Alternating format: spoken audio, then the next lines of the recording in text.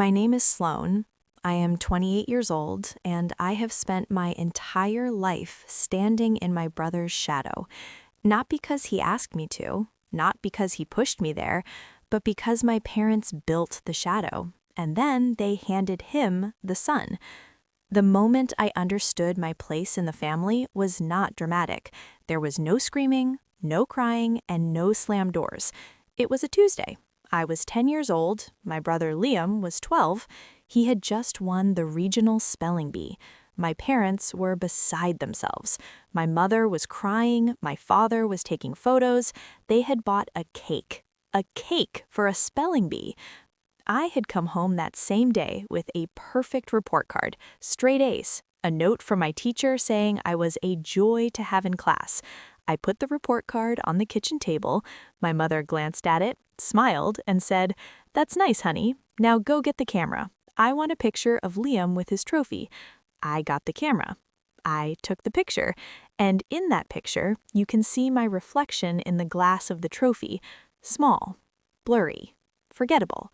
That was my childhood. Not abuse, not neglect in the way people understand it. I was fed, I was clothed, I had a room with a door and a bed with pillows, but I was never the priority. I was never the celebration.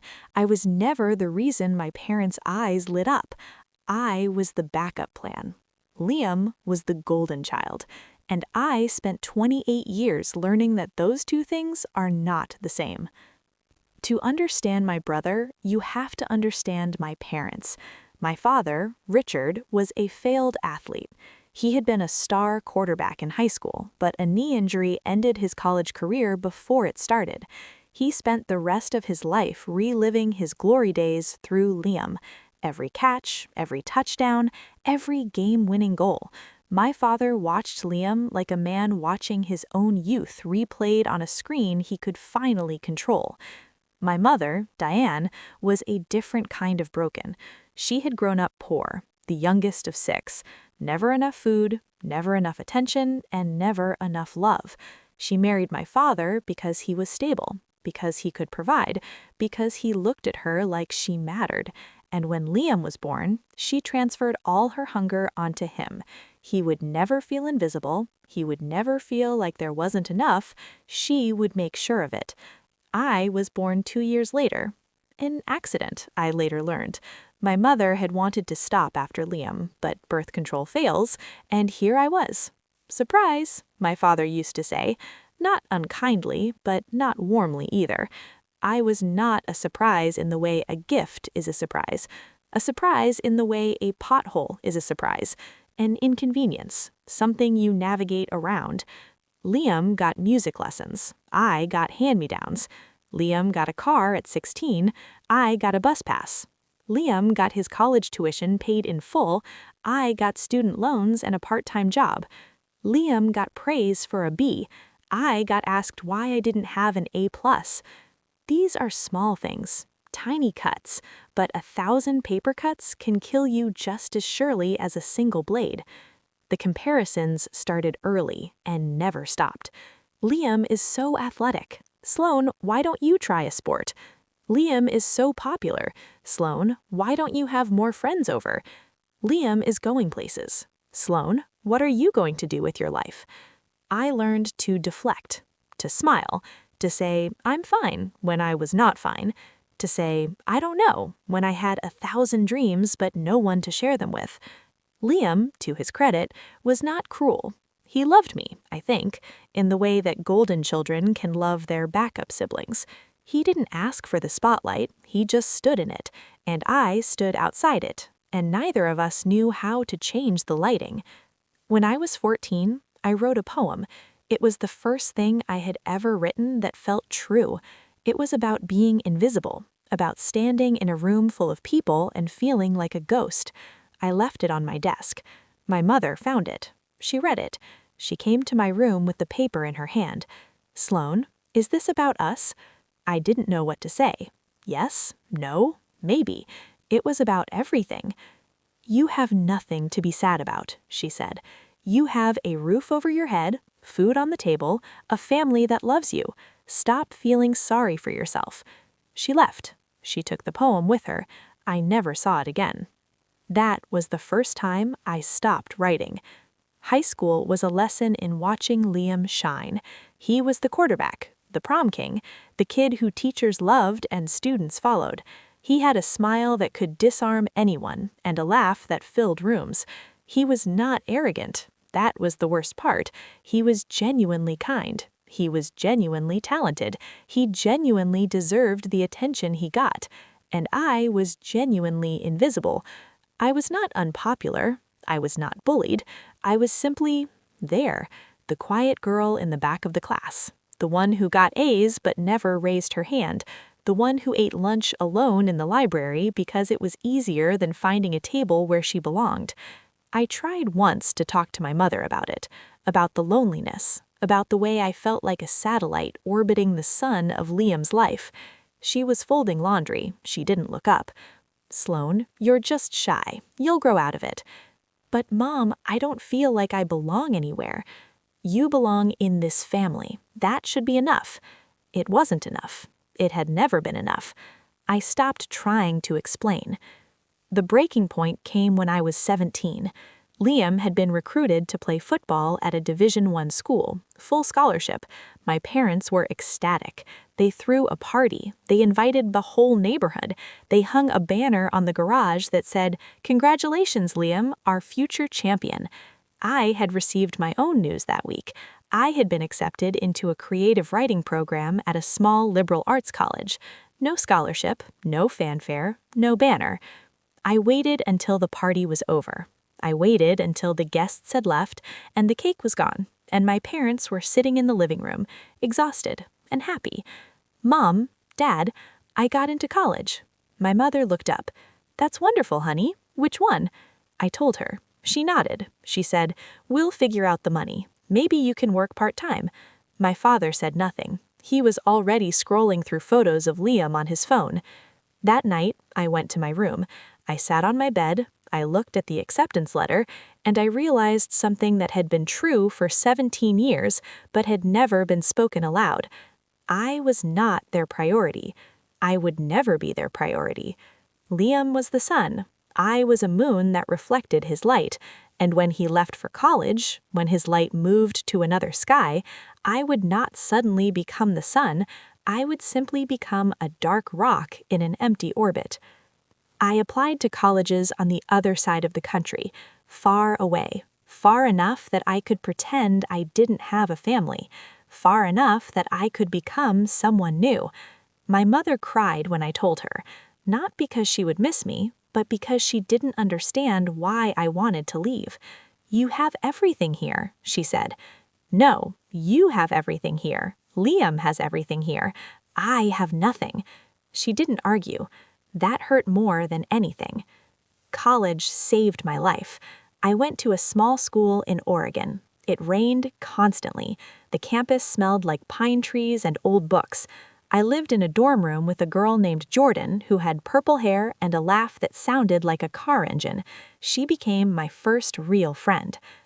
"Your family sounds weird," Jordan said one night after I told her about Liam, about the banner, about the cake for a spelling bee.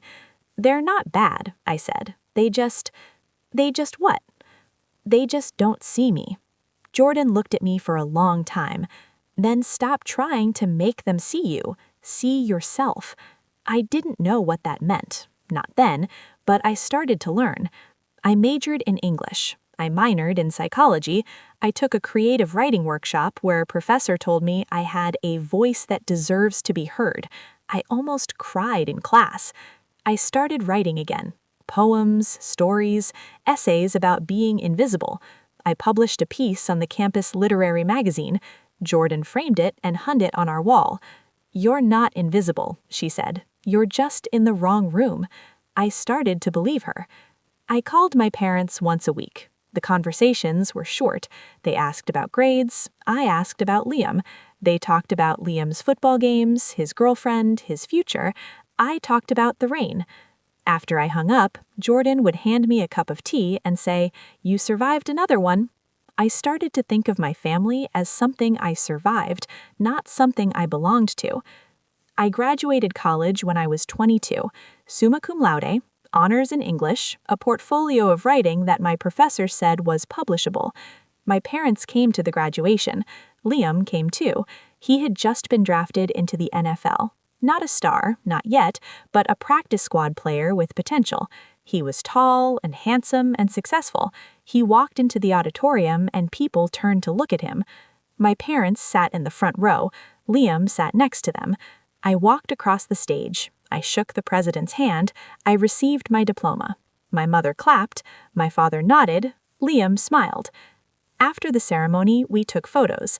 Liam in the middle, my parents on either side of him, me on the end, slightly out of frame. "Can we take one with just me?" I asked. "Of course," my mother said. She took a photo, just me, in my cap and gown, holding my diploma. She didn't ask for a copy. We went to dinner.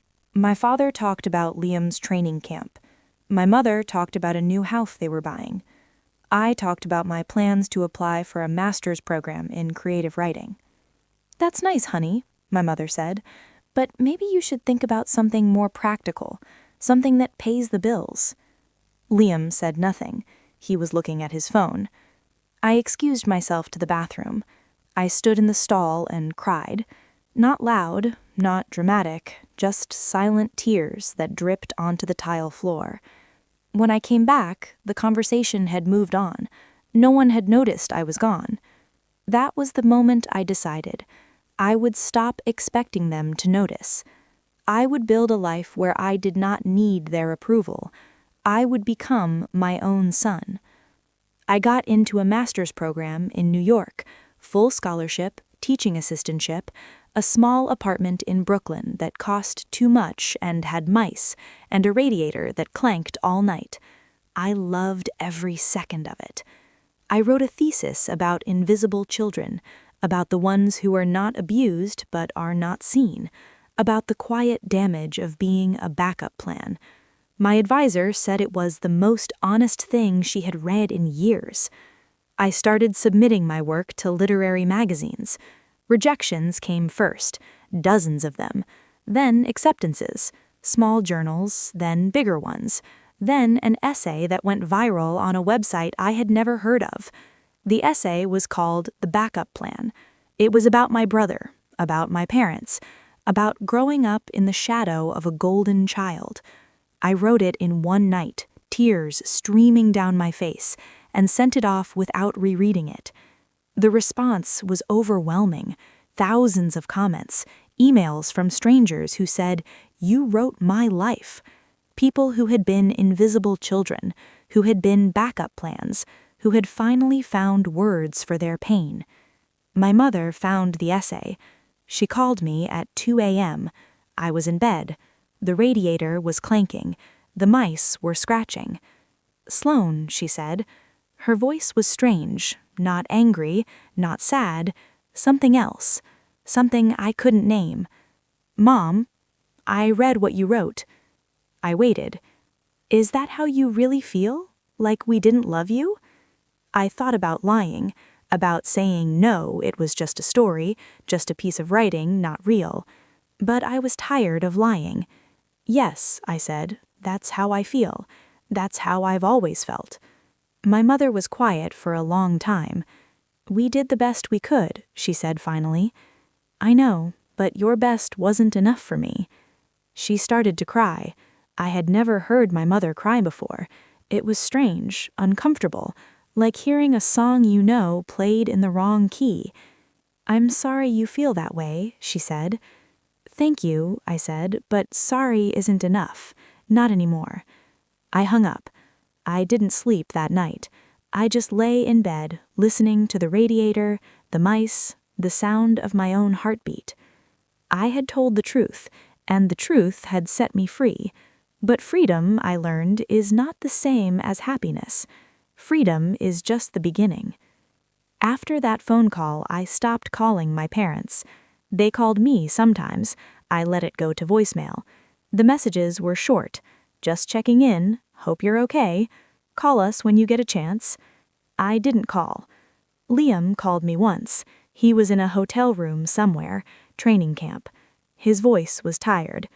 "Sloane," he said, "Mom told me about the essay." "Okay. I didn't know you felt that way. You never asked." He was quiet. "I'm sorry. I didn't know I was supposed to." That was the thing about Liam. He wasn't cruel, he just had never been taught to look outside himself. The spotlight was so bright that he couldn't see the shadows it cast. "It's not your fault," I said. "You didn't ask to be the golden child." What does that even mean? It means you were the sun and I was the moon, and I'm tired of reflecting your light. He didn't understand. I could hear it in his silence. He had never been invisible. He had never been a backup plan. He had never stood in a room full of people and felt like a ghost. "I love you," he said. "You know that, right?" "I know. I love you too.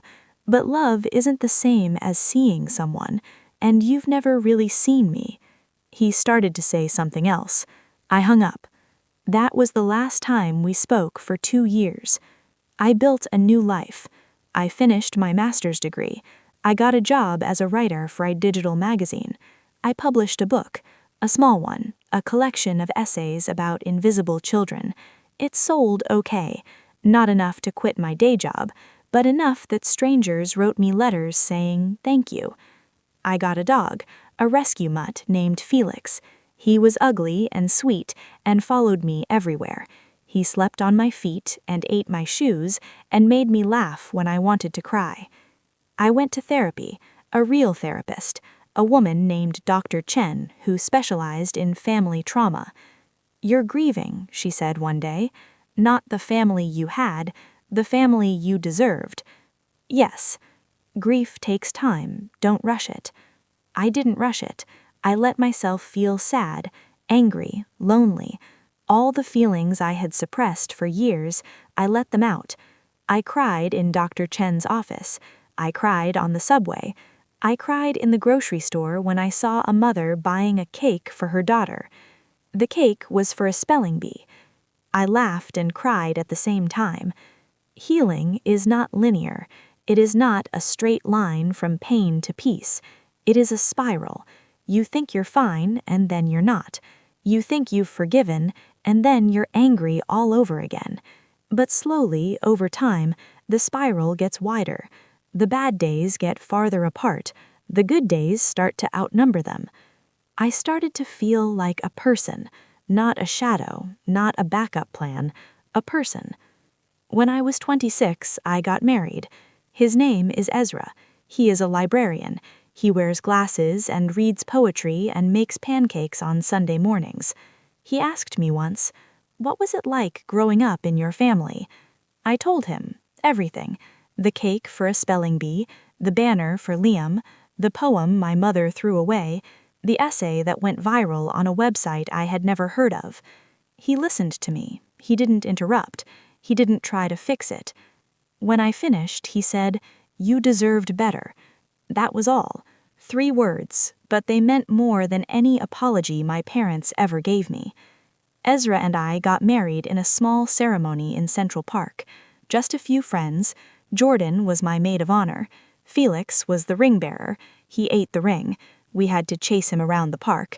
It was chaos. It was perfect. I didn't invite my parents. I didn't invite Liam. Some people asked why. "They're your family," they said. I said, family is not about blood. Family is about who shows up, who sees you, who stays. My parents had not shown up. They had not seen me. They had not stayed.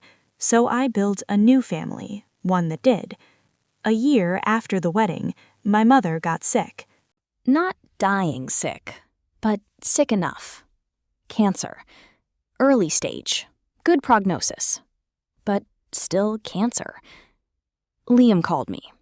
We hadn't spoken in 2 years. "Sloane," he said, "Mom is asking for you."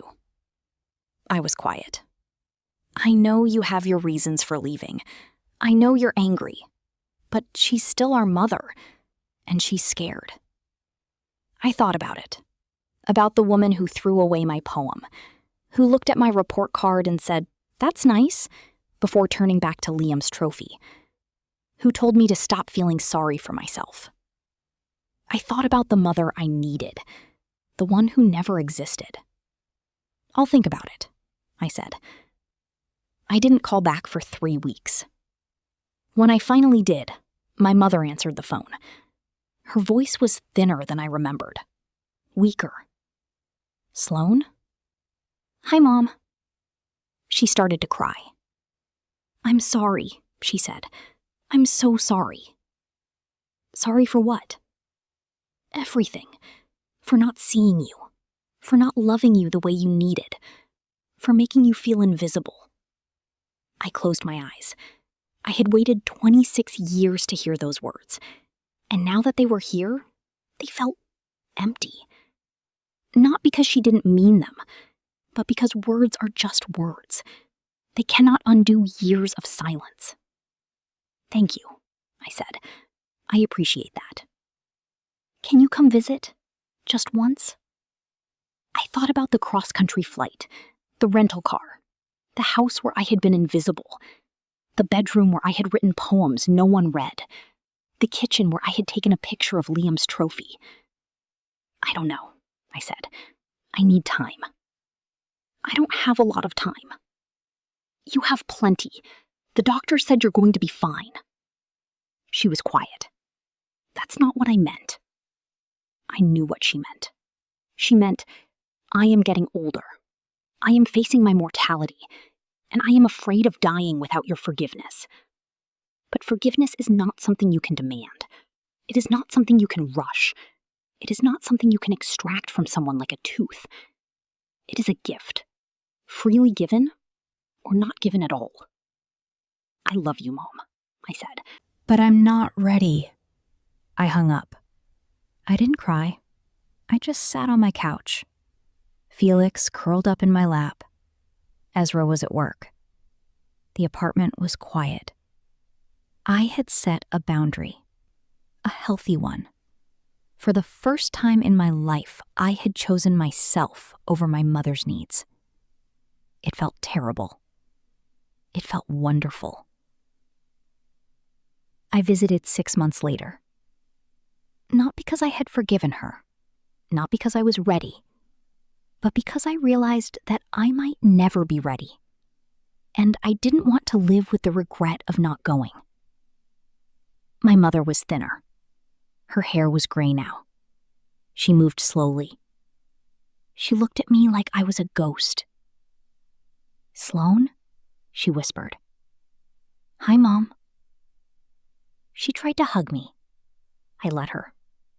It was awkward, stiff, like hugging a stranger at a funeral. We sat in the living room, the same living room where I had grown up, the same couch, the same photos on the wall. Liam's senior portrait, Liam's college graduation, Liam's wedding. I was in none of them. "I took down some of the photos," my mother said, following my gaze. "I put some of you up, in the hallway." I walked to the hallway. There were 3 photos of me. My college graduation, my master's degree ceremony, my wedding. 3 photos. 28 years. She had put them up after I left. "I'm trying," she said from behind me. "I know it's too little too late, but I'm trying." I looked at the photos, at the girl who had been invisible, at the woman who had walked away. "Thank you," I said. "That means something." I stayed for 2 hours. We talked about small things. The weather, the garden, Felix, who I had brought with me. He sat at my feet and growled softly whenever my mother came close.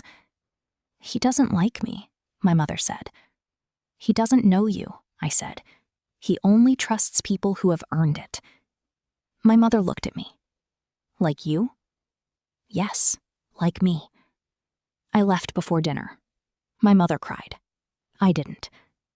I drove to the airport. I flew home. I walked into my apartment. Felix ran to his bowl. Ezra was making tea. "How was it?" he asked. Hard, I said. But I'm glad I went. Will you go again? I don't know. Maybe. Not soon. He nodded. He handed me a cup of tea.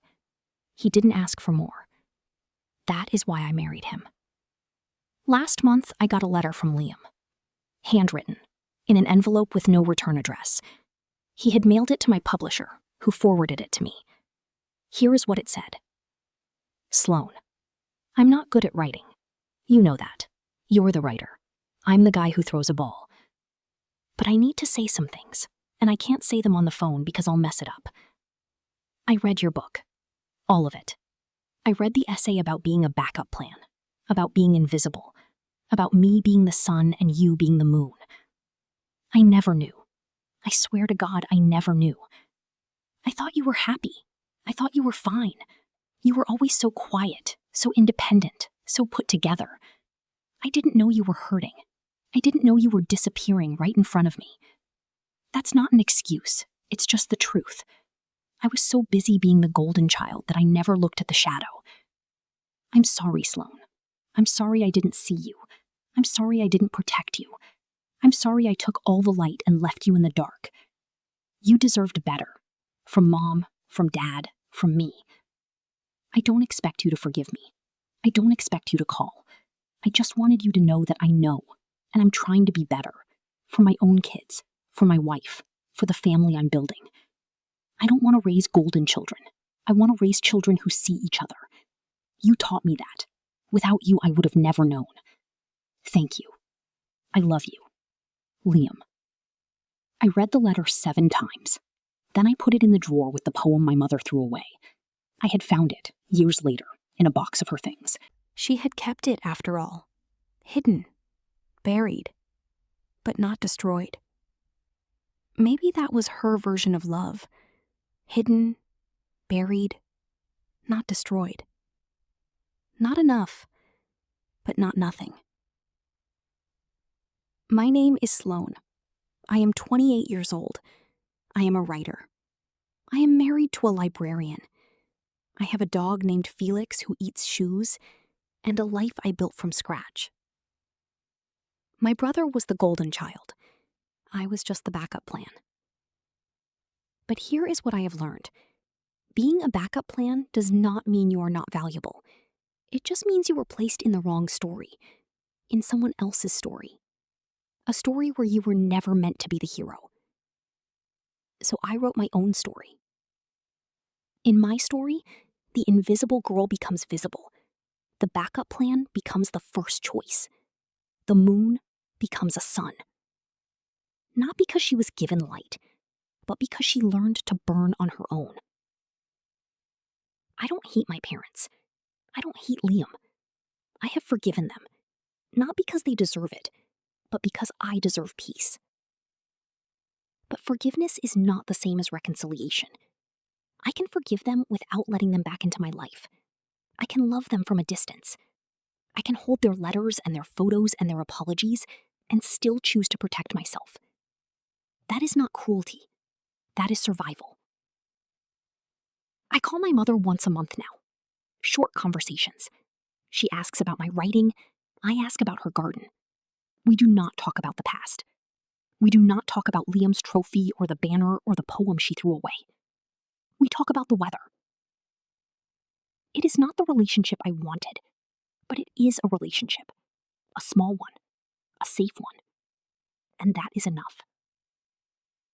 If you are reading this and you recognize yourself, if you are the invisible child, the backup plan, the one who stood in the shadow of a golden sibling, I want you to know something. You are not invisible. You were just in the wrong room. You are not a backup plan. You were just placed in someone else's story. You are not broken. You were failed by people who should have seen you and didn't. That is not your fault. You are allowed to walk away. You are allowed to build a new family. You are allowed to become your own son. You do not need their approval. You do not need their attention. You do not need their love to prove that you are worthy. You were always worthy. You just forgot. I forgot for 28 years. But I remember now. And I will spend the rest of my life making sure that no child of mine ever forgets. My brother was the golden child. I was just the backup plan. But backup plans can become first choices, and invisible children can become the sun. I am living proof.